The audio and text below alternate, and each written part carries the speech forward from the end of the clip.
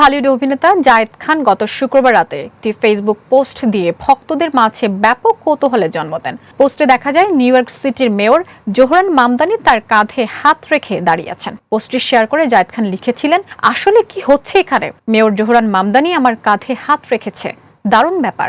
পোস্টটি প্রকাশের পর সামাজিক যোগাযোগ মাধ্যমে শুরু হয় নানা আলোচনা ও জল্পনা। অনেকে ধারণা করেন হয়তো নতুন কোনো প্রজেক্ট বা প্রচারণার অংশ হিসেবেই একসঙ্গে দেখা গেছে দুজনকে। অবশেষে রহস্যের ব্যাখ্যা দেন জায়েদ খান নিজেই। যুক্তরাষ্ট্র থেকে বাংলাদেশ সময় শুক্রবার গভীর রাতে তিনি জানান, নিউ ইয়র্ক সিটির মেয়র জোহরান মামদানি তার সঙ্গে একটি স্বল্পদৈর্ঘ্য চলচ্চিত্রে অভিনয় করেছেন। ইমিগ্র্যান্ট ডায়েরিজ এপিসোড 2 নামের এই শর্ট ফিল্মটি পরিচালনা করেছেন জন কবির ও সাদ আল আমিন। প্রজেক্টটি মূলত প্রবাসী বাংলাদেশিদের জীবন সংগ্রাম ও অভিজ্ঞতা তুলে ধরেছে। সিরিজটির প্রথম পর্ব চলতি বছরের মার্চে প্রকাশিত হয়েছিল। জায়েদ খান বলেন, জোহরান মামদানি সরাসরি আমার সঙ্গে এই শর্ট ফিল্মে অভিনয় করেছেন। তার সঙ্গে কাজ করতে পারাটা শুধু আমার ব্যক্তিগত অর্জন নয়, আমি মনে করি এটি বাংলাদেশেরও গর্ব।